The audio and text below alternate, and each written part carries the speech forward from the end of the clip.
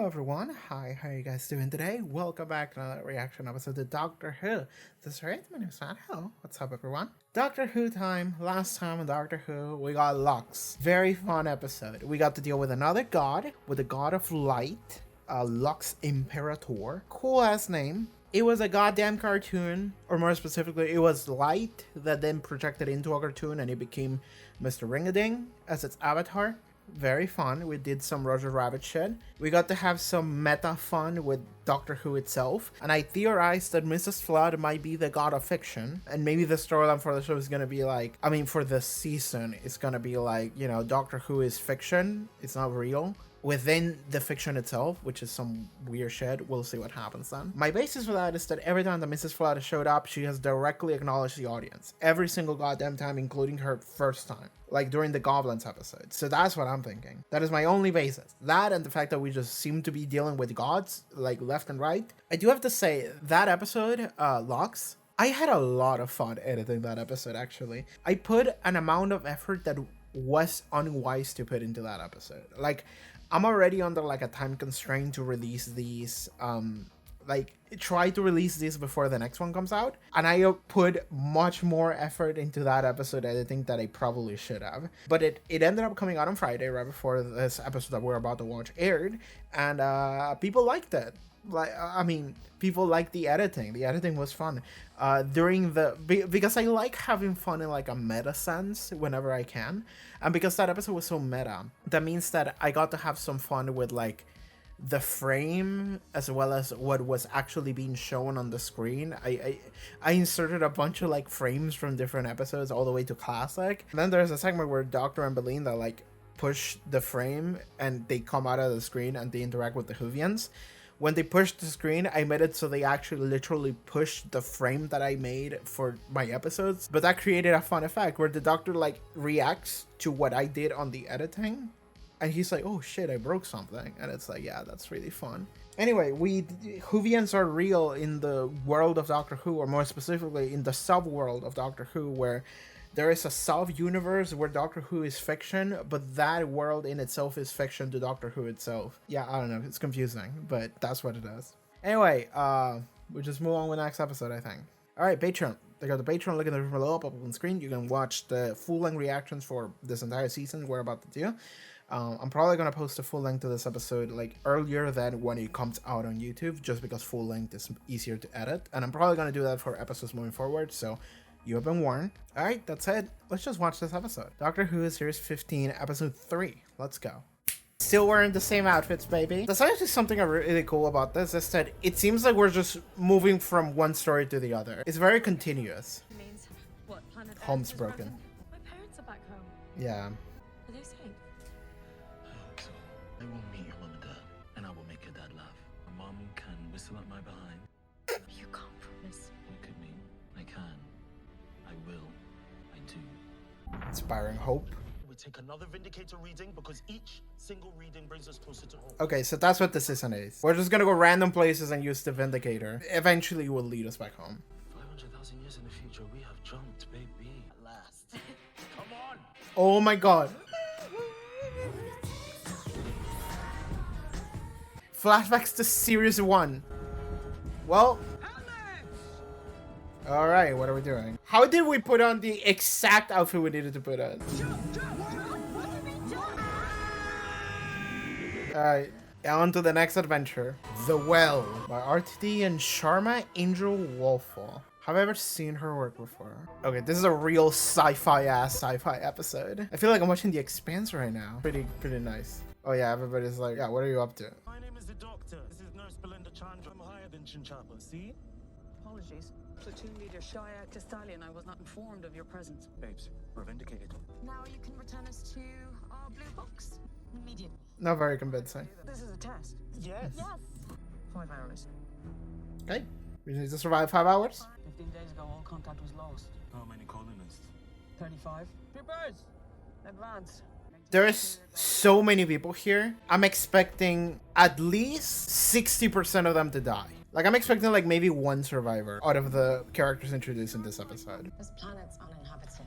They're mining. Could something live underground? This whole world is cold, lifeless, and dead. You should stay suited. I'm just not loving the look, babes. It's not appropriate to call me babes. Okay, hon. Sorry, they've been dead for a while. So he's been shot in the back. Shot? This one's got a broken neck. Okay, lots of broken necks. Fire, broken necks, fire, broken necks. They broke all the mirrors. Every single room, there's no mirrors. That's concerning. Maybe they broke their own necks, they shot themselves. Someone took control of them or something? Single heartbeat inside that room.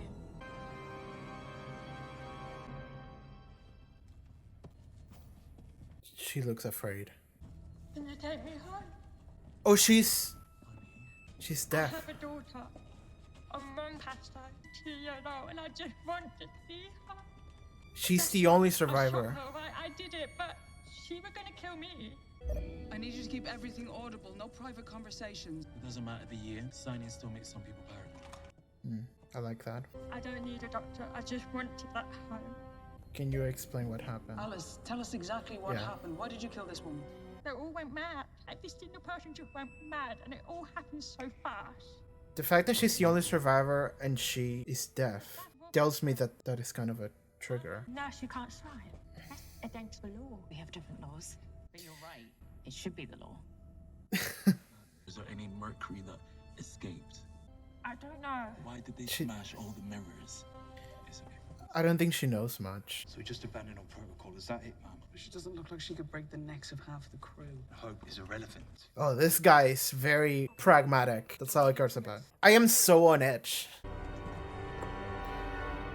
The camera is just like weirdly on her, and I don't know what that means. God, we were having so much fun for like maybe 7 seconds when Toxic by Britney Spears started playing, and then immediately we were thrown in here. Oof. No one home. You guys are so incredibly suspicious. Now I'm like thinking some old god that makes people mad underneath the planet. Good shot. I was brought up in the wildlands. I could run faster than a snake glider. That's how I got into the forces. The fight began the day I was born. I'm a citizen of Lombardo. So in this century, Lombardo is a joint foundation with planet Earth. Belinda's from Earth. What? Planet Earth. They don't know. Stupid name for a planet. Human race, you've heard of that. Not on these parts. Earth is part of the foundation right now. That's a fact. No, that changed. Very strange. Oh, okay. Now we start to worry. Earth blew up and time changed, which should be a paradox. Human race? What's that then? Have you ever heard of it? Whoa. I thought I saw. Did I miss something? It was just the audio cue, but was there? Maybe it's in her head, and maybe I'm not supposed to see anything. She said everyone went mad, and the fact that the only person that is a survivor is deaf tells me that that's how they get into your head. Maybe, I don't know. Have you ever met any? Humans, I mean. I never heard of you. I mean, to be fair to Belinda, that shouldn't be surprising to her. 500,000 years in the future, it's like, yeah, whatever, we're long gone. Well, the doctor told her that they're still around, but, you know, maybe not everybody knows about you. So. Doctor have authority over me. Oh my God. Yes. She's gonna die, and this guy's gonna be a problem. I mean, is she something pretending to be Alice Finlay? Everyone. Again, I mean, like, couple of different realities. Is this something pretending to be her? I think that it's not. I think that we're just paranoid. You thought you saw a person? I didn't, did I? Oh, it's great because the audience itself, I don't know if there was something or there wasn't, because it's so quick, but there was an audio cue. We're all getting paranoid exactly like they are.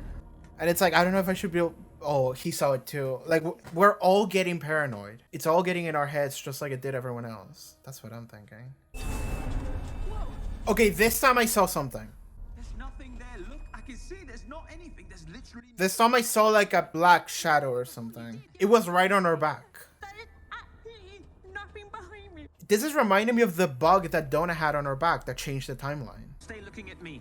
Do not look away. Don't know what it is. Like, They're afraid of something they don't know. They think that something came out, but they don't know exactly what it is. The planet is flooded with galvanic radiation. Where does it come from? Gray stars, a star that's collapsed. What was it before? Sun burnt out, the wars came, they stripped all the carbon off the surface and left it ruined. Carbon-46. And the definition of that is? Diamonds. This is a diamond mine. The entire surface of this planet was once made out of... Midnight? Midnight. Am I thinking midnight? The old name. 400,000 years ago. What was the planet called? It was called Midnight. Ah!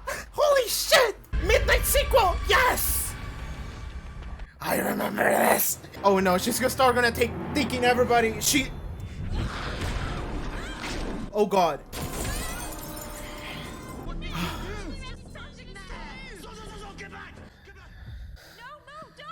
We never solved Midnight. I don't know what the fuck happened in Midnight. That was kind of the thing about it. Don't go behind Alice. There is something behind her. Oh no. She's dead. I don't know, man. Just try and stay calm. I do not take orders from you. Did you kill her? No! Then who did? There's something behind me. There's something behind me. I don't know what it is, but it can't be seen and it can't be stopped. Please, help me. I don't know how the Midnight Creature works. I don't know if it jumped or someone else. I don't know anything. Came out the well, and they said it was laughing. Now it's behind me. We saw what happened to the base. They all went mad. No! Permission to override the orders of this civilian mom. Permission not given. Listen to Belinda. Why can't we go behind Alice? If this is Alice, and this is us facing her, there is something behind her. But if you circle, Behind it, it moves. you die. Oh, okay. It was a clock phase. You die at midnight. Okay, sure. Something is standing behind. Why don't we get rid of you? Because if you kill me, It will be goes loose. behind you. She's the last survivor. You think a crawl way out of hell to that to me? You idiot! I'm nothing. I'm just the only one left. Half of them broken, half of them shot. They kill each other to get rid of it. But if you kill the host, it jump over to you. Doctor, you said you'd been here before. When was that? A long time ago. Back when the world was made of diamonds, and I met something so vile. It had no face, no name, no self. I had never been so scared in my life. I had fun. He started laughing at the end, I remember. We played games. I think it was learning. You saw this 400,000 years ago. A fucking And you're Casio. listening to him. This is exactly what a red coat is for. When the leader is incompetent. Am I seconded? Yes, sir. Then it's done. Fucking Casio over here. Clearly, there is something at work here. Casio, go behind her back, dude. If it exists, we will examine it, and if necessary, we will destroy it. Do you volunteer to engage? Do not. One more word! Don't look. Don't look. Shut up!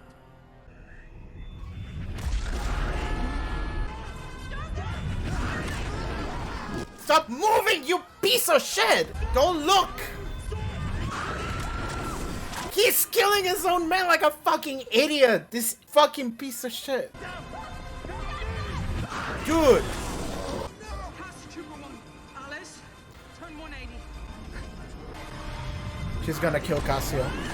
She's like, fuck Casio. We need to get rid of him. Honestly, hell yeah. That's my captain. I had to. Yeah. He was out of control. It's what it turns us into. Yeah, I know. What else am I gonna do? It is not my fault. What do we do? We leave this place. Leave her here? I mean, I'm sorry. like... I know, like... How long do we have in the episode? We can't leave Alice behind. Can we figure out a solution? She's not leaving this planet. Not with that thing. That's what it wants. To get out. But we can't abandon her. That's not what I said. Don't turn your back on me. Ah, Don't turn your back on me.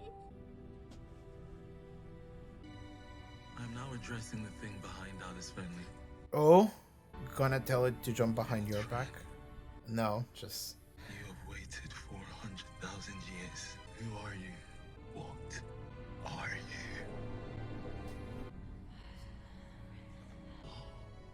Oh. Maybe that's how you survived. You can't hear it. What did it say? It knows my name.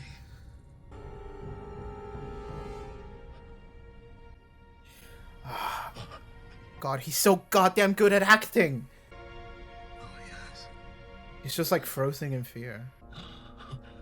I'm talking to the thing behind you. And behind that. The way out. Oh, and I'm an idiot! Oh, everybody get ready to run, and I mean run! Shall I get ready with that pistol? For what? Because you are the best shot in the land, and I need you to fire twice. Okay, he has a plan. This is good. We're cooking. Alice Finley, get ready. I am talking to that thing behind Alice Finley, you stone-cold murderer. The thing behind you always gets destroyed. What if the thing behind you? A mirror! Left-hand pipe vent. Right You'll see it, Sam. Yes! You're gonna see it. Do we look? To rip away. I don't know. Are we good? Are we good? You can't stop. I want to see it. Dude, we gotta go. Don't know what the fuck that was. I love the little glimpse. If you show too much, it's bad. We're not leaving you behind. The flight back's there. Just run. She's gonna stay behind to save us. What's that thing? Is hitting one of us.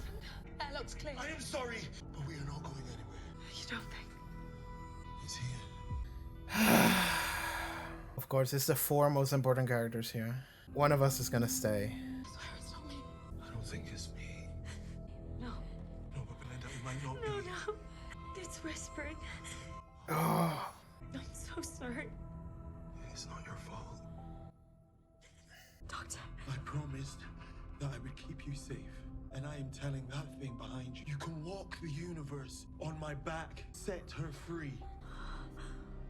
oh, it's moving. Doctor, the physical construction of this human race, is it similar to Lombardic? A shot fired 3 millimeters above the superior vena cava of the heart could mean death, or it could mean the narrowest of survival. No. No. He's gonna fucking shoot her. You need is a very good shot. And it's gonna jump to her. This is my job. She's gonna stay behind for us. It's on her. She's so cool. I knew it from the beginning. She's so fucking cool. She's gonna die for us. Up to 60 and apply to the heart 5 times. She's just running. Serving Officer Shia Castallion. I Oh, ran as a child. I ran from the wildlands. I ran from those monsters and never looked back. And I ran across the galaxy to do my duty, to help, to protect, right back into the to pit. bring hope. Goodbye.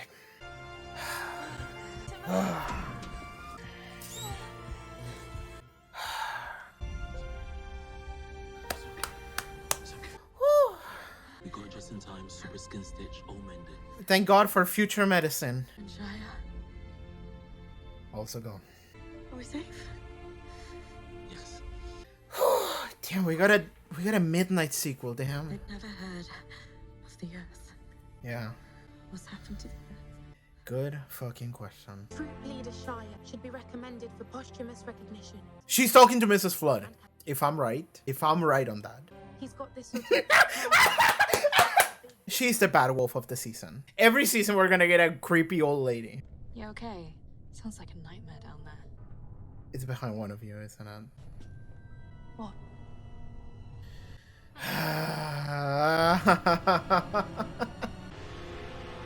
What is it? Oh my god. Oh my god, I knew it. I fucking knew it. They have to leave it open-ended because it could be anything. Is that fucking Ruby Sunday? I couldn't pause the preview faster than frame 1. RTD used to do that during his first era of the show. You know, like Rose popped in again. Martha Jones popped in again. She popped in Torchwood even. Donna popped in again. That's cool. Fuck, midnight sequel. Damn, I didn't know I wanted that, but I did. Midnight sequel. It pays off to be a Doctor Who fan, you know? Like, because, like, I felt this, like, exhilaration in my body whenever they were like, this planet was made of diamonds. And I was like, and I said it, I was like, midnight? And then they said it used to be called Midnight, and it was this big reveal, and it's like, holy shit.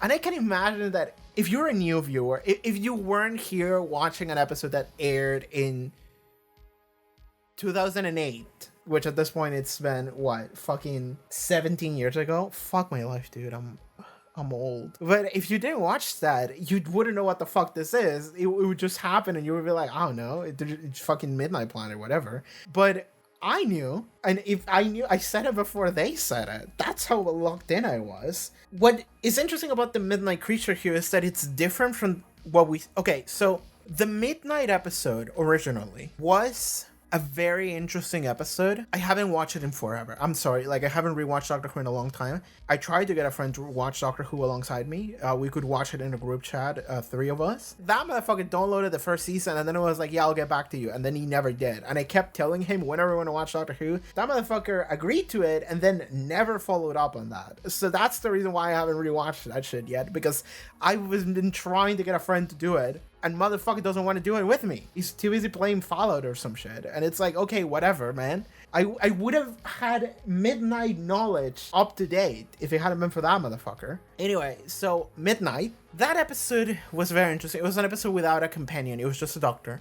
And the way the Midnight creature worked there, it was like something that like jumped on you and it slowly started to take over. It like took over the body of a host and it just started repeating what other people said until it eventually said the things before the person could say it. And at that point, it just started to take over. Or like, I don't know what the takeover was, because like the woman has started to like move and say shit. And I mean, I don't know how it worked because like she kind of started taking the doctor's place back then.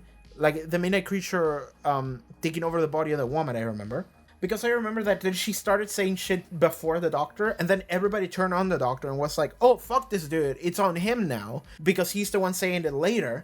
But to us, the audience, it became very apparent that it was, like, it like, froze him, it was still in her, or something like, I don't remember.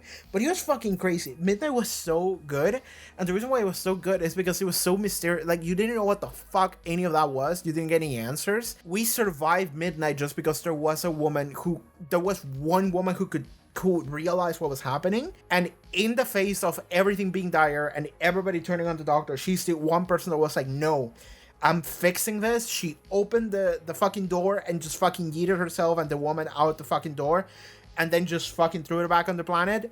The door was closed and the doctor was safe. And that's the only reason we survived Midnight. And that is one of those episodes that it's like, that is a fucking mystery ass episode. We don't know what that was. We don't know what that creature was. We don't exactly know how it worked. We don't know anything. And that's kind of part of the creepiness of Midnight. It's like the lack of knowledge is frightening. This episode was a little different in the sense that the creature didn't work like that. In fact, this time we can actually see the creature a little bit. And I actually do want to go back and look at the one, like, 2 seconds clip when it happened, when we were able to look at it. And then they all just run away. I just looked at it, and this screen is fucking massive, by the way. Like, I was glued to it trying to see what it was. And it's so fun because it didn't look like fucking anything. It looked like an oval, like a ball. And I don't know, like it had like holes in it maybe, and it was connected to something. And it was very jittery.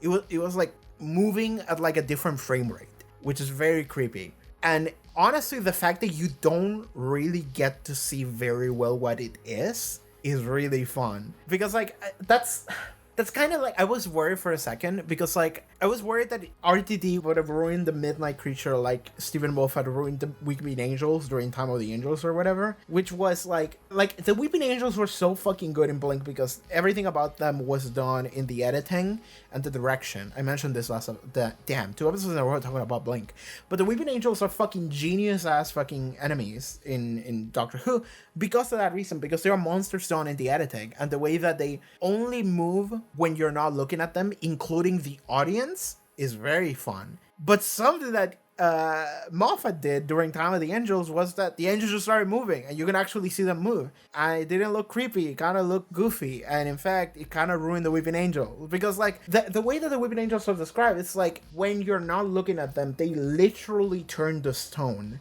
And you cannot kill a stone. That, to you, like, feels like what we perceive to be Weeping Angels are only Weeping Angels when you're looking at them. And they are something different when you're not looking at them. That's really cool and creepy. Showing me the angels move didn't look good. It kind of ruined the Weeping Angels a little bit for that 2-parter. And I was kind of afraid that the reason why the Midnight Creature is so fun and so creepy is because of the mystery behind it. And I was like, if we get to see it, maybe the mystery would be ruined. And I was like, I don't know if I want to see it. Luckily, they didn't show me very much. They showed me a thing in like a dark hallway in the very back, and you can't really make up what it is. It's a thing, and it's animated at like 10 frames a second. It looked very jittery. It like animated at full speed, but the frame rate was jittery. It was kind of like that. It was really just like jittery all over the place as it was like dragging itself through the floor or whatever. I don't know what it was, because like, again, you can't really make up what that is. And it's going to be really difficult to show you that in like the YouTube video I'm going to be posting. I guess I have to do like a zoom in or something, so you're going to understand what the fuck I'm talking about. But it's like, it's so difficult to see what it is. And that's still kind of cool, actually. Showing me a tiny bit is still okay. It still makes it creepy because you're still continuing to keep the mystery of it. The only thing that changed is that now the Midnight Creature is like a physical creature, instead of like, I don't know, like a creature that exists in more so than the physical realm. I don't know what the fuck that would be, but that was a possibility with the original Midnight. And this one we actually get to see that it is actually a physical thing. The fact that we don't get to see it is still good. I like it. Also, the rules of how it worked, very different. It used to like jump from people, and it used to it used to like take over and repeat words. This time, all it does is that it makes people paranoid and they all just start killing each other. Well, it doesn't do that. It stays in the back of a person whenever you stare at someone and then someone else steps directly behind them at like a 12 o'clock, at exactly midnight, then that person dies. Okay, new rules, very specific, but in this instance, the one woman, I'm sorry I forgot her name, I'm terrible with names, but the one woman, the cook that stayed behind, she's completely innocent. Like, she is a host for it, but she's just a normal person. Like, there's nothing about her that is bad. She's just a normal person that just wants to be saved. She just wants to see her daughter back again. And I do like how the horror setup, like, I think it was handled pretty good. Because, like, as the episode was happening, I just kept thinking to myself, like, is there something behind her? Is she pretending to be something else? Or are we all just paranoid and crazy? Because she talks about how everyone just went paranoid and crazy and started killing each other. And in my head, I'm thinking like, okay, then maybe, like, I was thinking, I said it, like, maybe it's something that makes you crazy if you hear it. And because she's deaf, she didn't go crazy. And I guess on some level that did happen, because the doctor said, like, it's whispering shit. And she was like, maybe that's the only reason why she's still here and she's mostly fine, because she can't hear the whispering. But I was thinking that it was like, yeah, everyone just started killing each other. Everyone just went crazy, and that was what it was affecting them. I mean, kind of, but not really. What it was is that they all just straight up had like a demon on their back that just started killing people at this very specific rule. And maybe they didn't figure it out.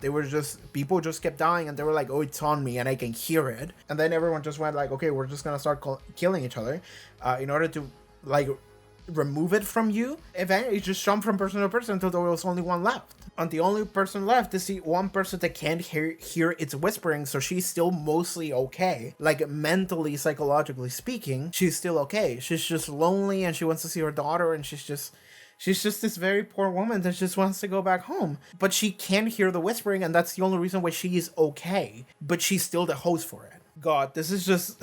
It's funny because it's just very reminiscent of the JoJo stand Cheap Trick from JoJo Part 4, right there, Diamond is Unbreakable. I keep mentioning JoJo Part 4 lately. But yeah, like, Cheap Trick is a thing that jumps on your back, and if someone looks at your back, it kills you and jumps to that person. And the entire time it keeps whispering to you, and it just keeps going like, give me a piggyback rag, huh? And it just makes you go fucking crazy because it just keep whispering shit on your ear until at some point you just go like, oh, fuck it. And then you just show your back to someone and you die. And it also just tells you like, hey, if you show your back to someone, maybe I won't kill you. And it's like, okay. After a certain point, you just go insane. And there's no way to remove it either. It's just like, it's like attached to your soul. It literally had to get sent to hell in order for Rohan to be fine. to be freed from Cheap Trick. It had to be exorcised off of his body via a portal to literal hell. That was the only way it could have been done. But yeah, this is a little bit different, a little bit more convoluted, but it was still extremely creepy. I enjoyed it. It really is just like the Midnight sequel. It's Midnight 2. They were treating it as like, my old friend, this creature, we meet again.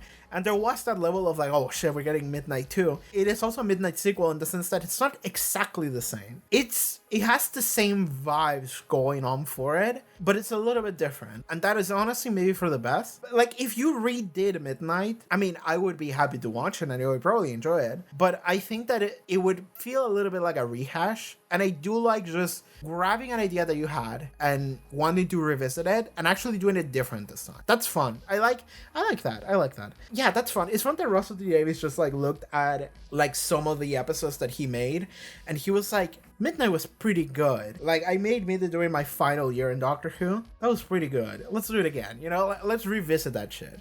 That was a good one. And that's fun. I really like that. Yeah, Midnight was good shit. This episode was also good shit. I enjoyed it. Fucking Cassio, dude.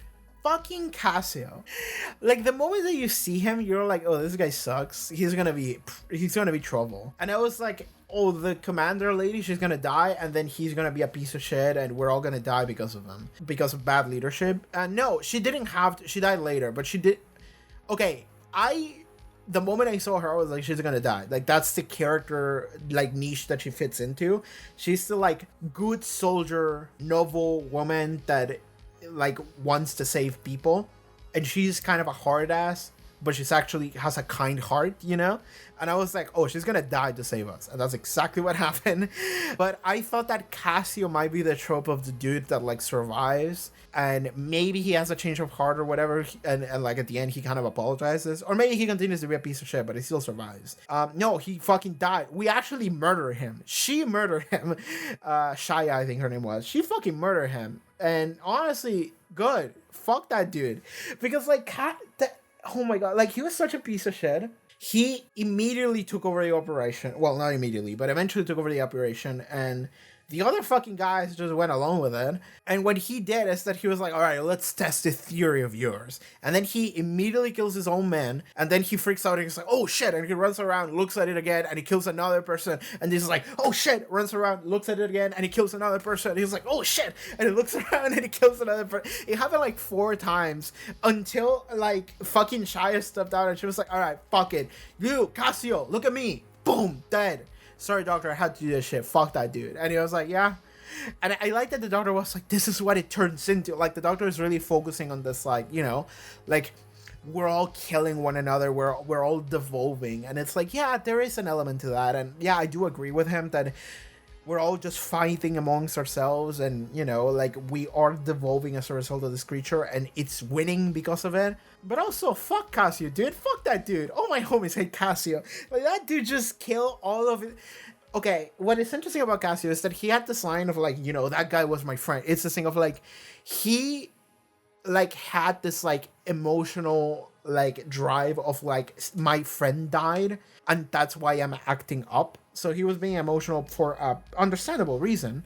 But then he himself essentially kills like 4 people because like he was told how it works. We specifically said it, and then he was like, I'm gonna test it out for myself. And then he did it and he killed an ally, and then he was like, oh shit, and he killed another one and another one and another one. And it's like, at that point, my guy, that's on you. That's on fucking Cassio. Fuck that dude, dog. Like, I'm glad he's fucking dead. Shia is the fucking coolest. Like, I love Shia. She's so cool. I love that we had, like, a mini, like, flashback of, like, her being young and just running around, running from the wildfires, whatever that is. That sounded kind of cool. Kind of a lore moment.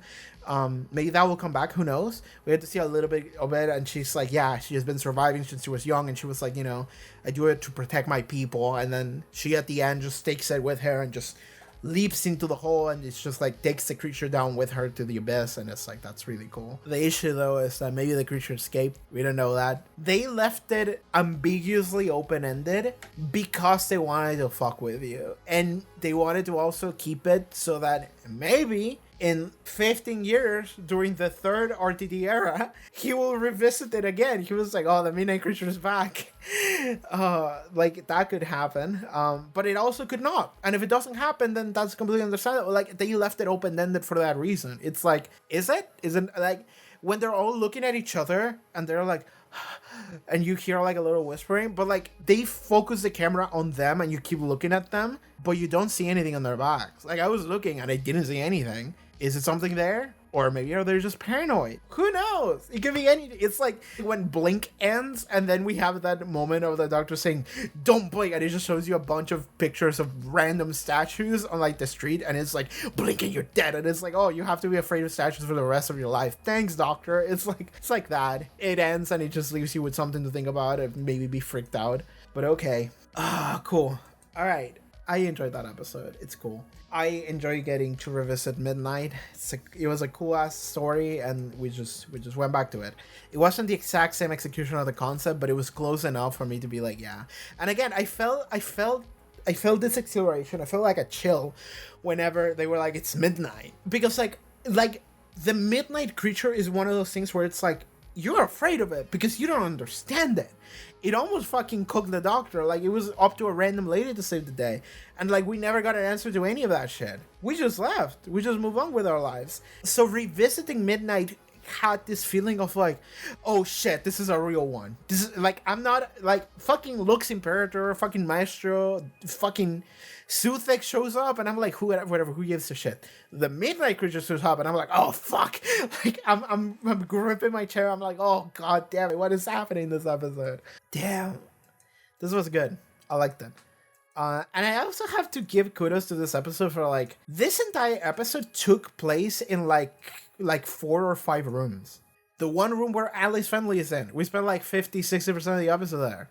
That's so fun. It's so fun how much they managed to do with that restriction on where they were at. Yeah, we got Mrs. Flood right at the end. It's so fucking funny that I called it. It's so fucking funny.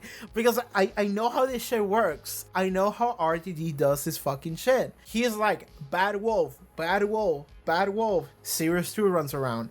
Dorshwood, Dorshwood, Dorshwood. Sirius 3 runs around. Harold Saxon, Harold Saxon, Harold Saxon. Sirius 4 runs around. I don't know, beasts. Planets are just, I don't know. Like, he does this shit every time. So, like, last season, it was this creepy old lady, Susan Twist. And then this season is another creepy old lady, Mrs. Flood. For one, I welcome our creepy old lady overlords over ladies. I enjoy them. I enjoy not knowing what the fuck we're doing with them. It's kind of fun. Yeah, I don't know. But it's so funny because, like, I was, like, I forgot her name, Moo, something like that. I saw her talking to someone, to, like, her commander and reporting, and I was like, she's talking to fucking Mrs. Flood. And then she was. She just straight up was. I don't know what else to say about this episode. It was just really fun. I really enjoyed it. I guess we can talk about, like, Earth being gone or whatever. That's fun. It's fun that we are immediately cluing into that. Because, like, we, the audience, we saw it at the ending of episode 1. We saw, like, Earth exploded. Like, the apocalypse happened. We know the apocalypse happened because the Statue of Liberty, the Eiffel Tower, a Pyramid of Giza were there. And that just tells you, like, oh yeah, Earth is cooked. Like, that's the giveaway. It's like, Earth is cooked. But we also saw the Miss Valinda Chandra, like, document. And it's like, why is that there? The Doctor had that. So there's 2 of them?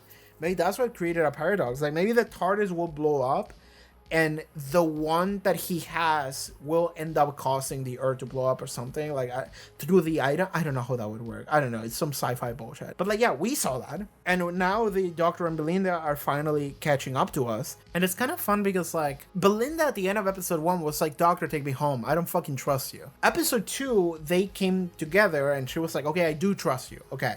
So now they started to bond together and that's kind of fun. They talk about, you know, my dad sucked at singing. You know, my mom plays at an orchestra and she's really good, and it's like, okay, really cool.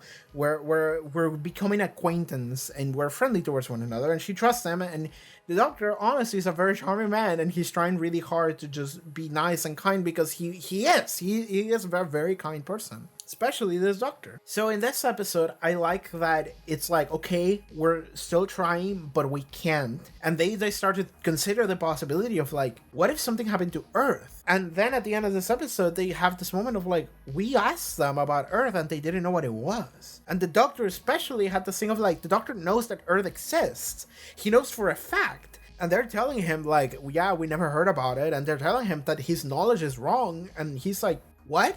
So now it's just straight up a situation of like, all right, time is different. Like something happened and this should be a paradox, but it isn't. And that's concerning. So now it has shifted, and that's kind of fun, is that the dynamic between the Doctor and Belinda, in episode 1, it was like, I don't want to be here, take me back home, fuck you. In episode 2, it was like, actually, this was kind of fun, and thank you, I actually do trust you. I can see now that you're actually kind of cool, you're a nice person, and you're trying really hard.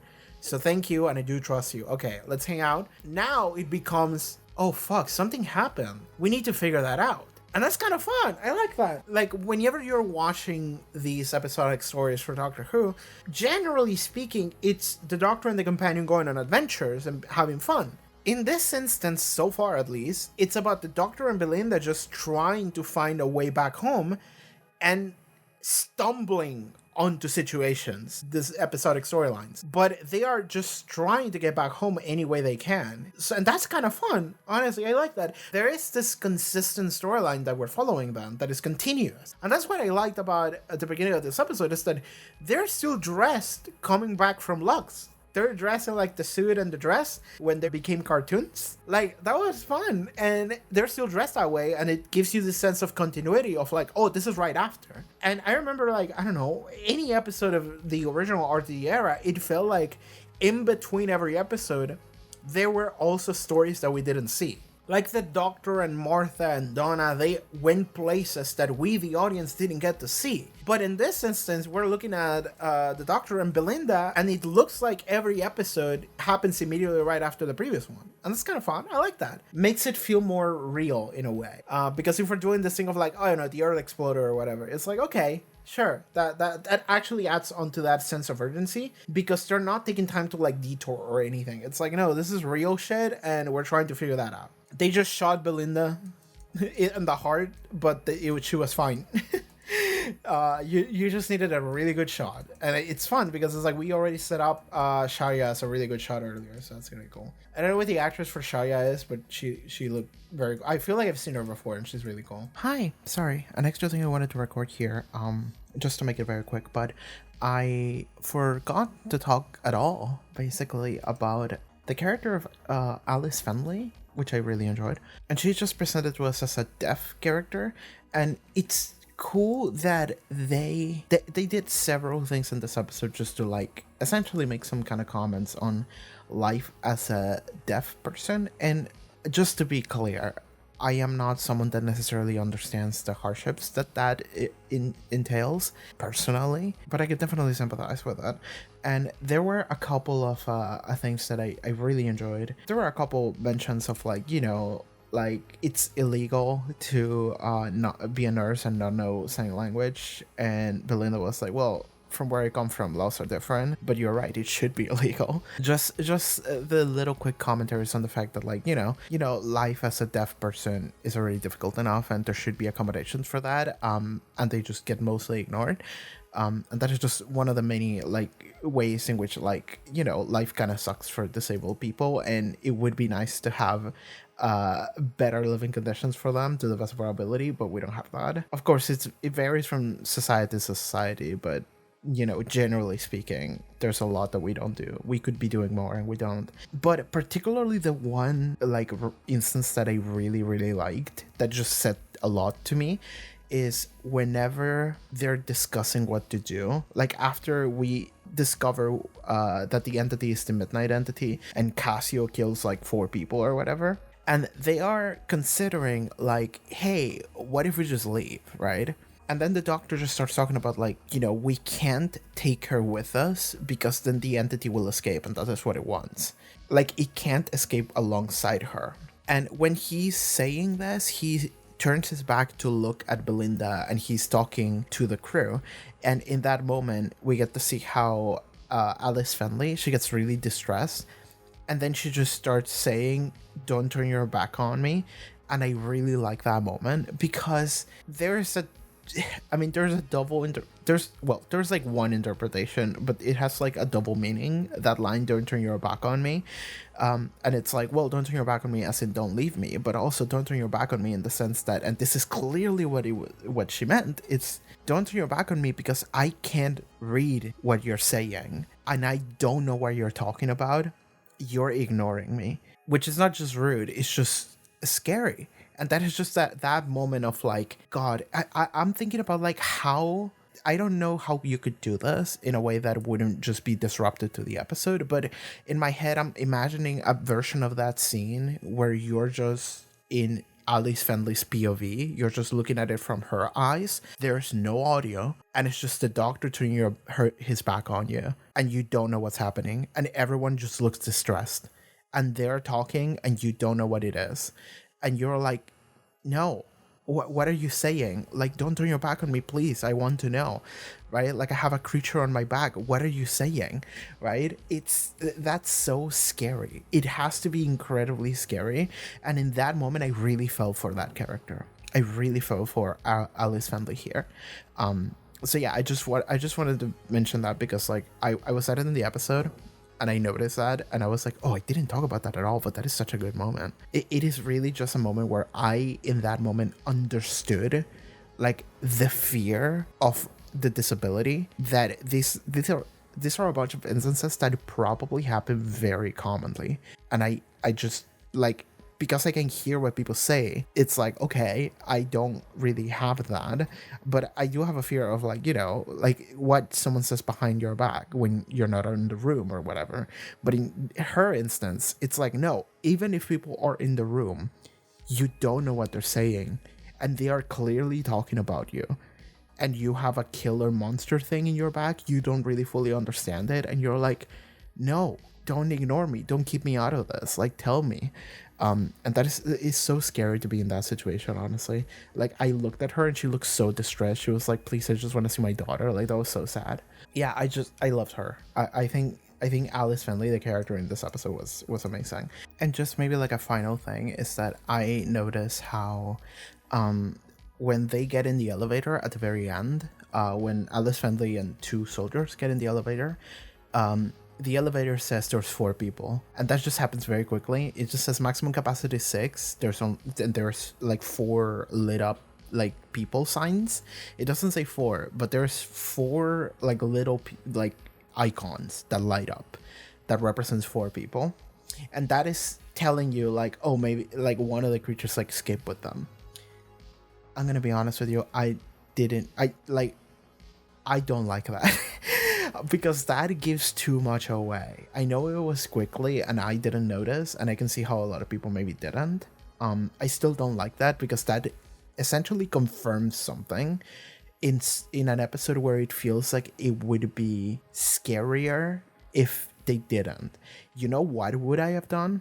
I would have had those 3 icons, and then the 4th one would have like lit up and sparked, and then it would have turned off again, and maybe it would like flicker, but only the 4th one. That's what I would have done, because then it would be left ambiguous whether or not there is a 4th thing on the elevator or not, or maybe the machine is just buggy, you know, maybe it's like broken and it's like, oh, are there 3, are there 4, who knows, you know, like that would be scarier, because so much of the Midnight Creature, especially in this episode, not in the previous one, but in this one for sure, it's the unknown aspect of it. Like for a good like 20 minutes you're sitting there wondering like, was there something behind her? Like, I didn't see anything, but they keep saying that they saw something, and it's like, oh, what are we doing? And it's like there is a fear of like, you are freaking out, you are worrying over something that may or may not be there.